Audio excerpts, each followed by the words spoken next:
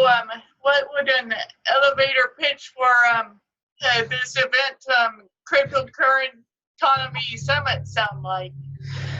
What would it sound like? Well, you know, we are trying to set the pace as an event. The crypto industry is huge. It's growing like crazy. And, you know, I've learned lessons in the past that one of the most important things with growing a market is educating the population.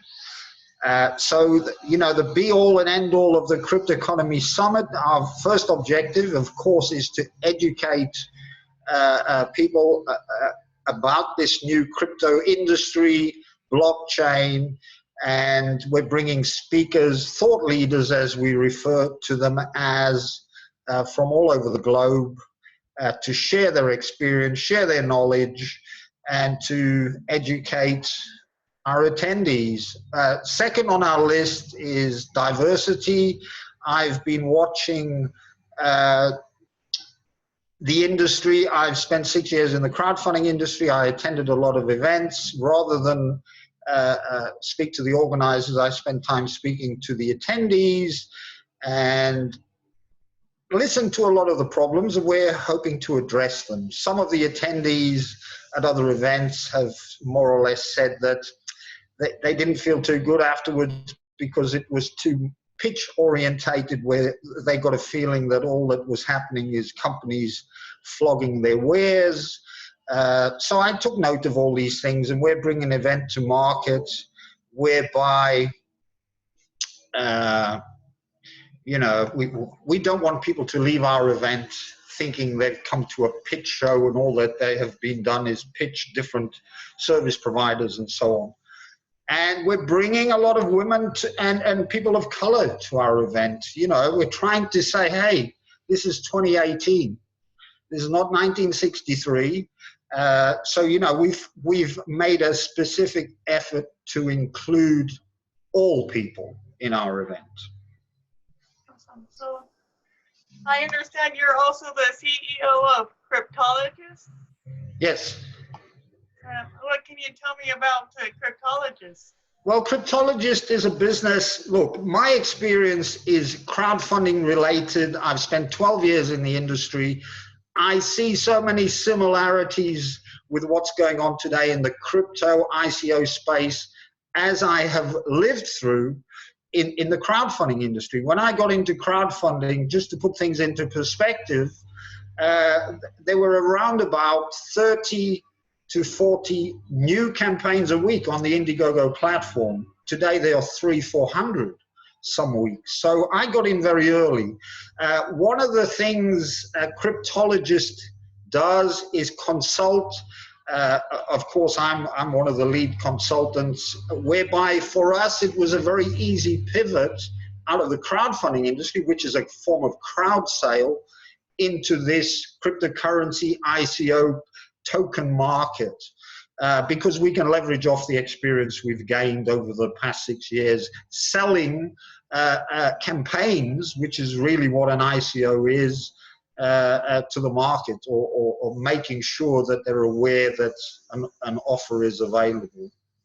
So we're very much marketing focused, getting eyeballs to a campaign to get it funded. That's really what we do. So what's the number one thing that C-suite professionals and entrepreneurs should understand about issuing tokens for an ICO? Well, I think one of the most important and critical things they need to understand is it is not the Wild West. We've seen many ICOs, token launches, they have complete disregard for investor protection, the rules and regulations, even though it's an unregulated market, very much so. You know, my biggest piece of advice for C-level type guys is first and foremost, catch up and understand the technology. Secondly, if you want to go an ICO, especially here in the United States, I would recommend that the token issuer adopts the thinking that their token is a security from the get-go. Why do I say that? Because it makes everybody else's life easier. Because then you know from the beginning you're going to be going a regulated path to raise funding. You know, so, you know, my biggest piece of advice would be to slow down, actually. Slow down, make sure you're ticking all the right boxes. Raising funding is not easy. You know, I've dealt with many people who come to raise funding and seem to think it's a stroll in the park. It's sleepless nights, it's hard work, it's months of preparation. And, you know, just looking at recent data, 59% of token sales that took place in 2017 have disappeared. What does that mean? They're no longer functioning, their social presence has disappeared. So, you know, some people will say, well, 59% is better than expected. But to me, it's worse, you know, than expected, because among those people who raised cash, some of them, you know, they were planning to scam people from the get-go. That's why we've seen some that once the money's raised, their GitHub account, if you look at their smart contracts, disappeared, their Facebook account, their Twitter, and so on. So getting back to the question, is understand what you're getting into. And another thing, understand how to play the game. And I don't mean that in a negative way, using the word game. I mean, it's a serious business raising serious amounts of money. Right. And, yeah, I noticed that the SEC is pretty eager to shut down fraudulent ICOs. What are some good ways for entrepreneurs to stay compliant without them discouraging investors? Well, it's you know, it's not about discouraging investors, it's about protecting them. Now, you can launch a token sale, throw caution to the wind, and off you go. It's not about repercussions today, it's repercussions in the years going forward. You know, I mean, there are times when actions are brought against issuers, I'll call them, 2 years down the line. Now, you know, let me just refresh something here. And I mean, you know, your question about a compliant route, very simple. Follow the rules. You know, don't bend them, follow them. I mentioned earlier in the conversation, a security, if you conduct a token sale based as a security token, you're not going to have the regulatory bodies knocking on your door, unless, of course, you make false statements and misrepresentations and so on and so forth. You know, on the subject of US investors, by the way, what we're finding, or what I'm finding, is many token issuers are completely ignoring the US investor. In other words, they are not included. If they attempt to purchase through a token sale because of IP address, you know, geographic IP location, won't allow them to do that. But of course, you know, it's like anything. People will always try a way to work around these roadblocks that are placed in front of them. It's a reality. So, you know, if you want to be fully compliant, stick to the rules. Generally, what is happening is people are recommending that issuers of tokens today follow the Jobs Act, crowdfunding exemptions, rules and regulations. We have 3 different types of equity crowdfunding regulation. One is regulation crowdfunding, you can raise up to $1 million. We have Reg A Plus, you can raise up to 50 million, and we have Reg D, which is a accredited investor sale only, where you can raise unlimited amounts. But of course, you have to file certain documentation and so on. You know, US investors, unfortunately, I say unfortunately, are being excluded from many of these token sales, as are Chinese investors, because as we know, there was an ICO ban in China. And they, these token sellers, they still, many of them raise their funding cap just from external investors outside the US borders, yeah. So, what lessons do you think could be learned from companies like Riot Blockchain, which is facing a class action investor lawsuits after swiveling from biotech to blockchain? Yes, and they weren't the only ones. As we know, the Ice-T, New York Ice-T, I forget the name of the company, but they changed their name to include blockchain, and they also their share price shot up.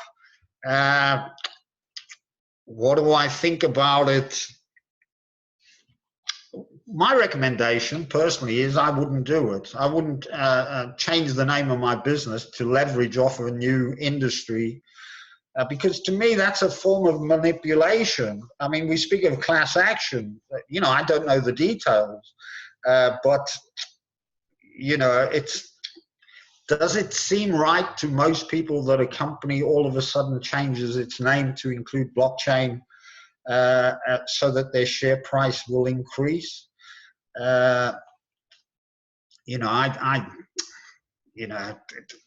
I wouldn't advise doing that because there's repercussions, which we're seeing right now. It would be very easy. I did a little experiment, by the way, on LinkedIn. I changed my name to include blockchain. So my name read Shane Blockchain Liddell.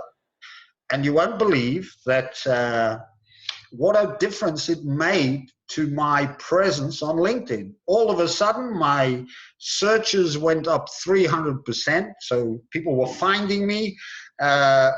All of the numbers went crazy. I mean, I had 300-400% on one metric, 500-600% on another increase.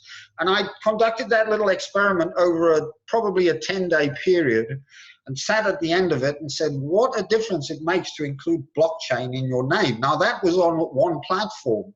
Now, you can understand the benefit of a corporation or a fair-sized public company changing their name.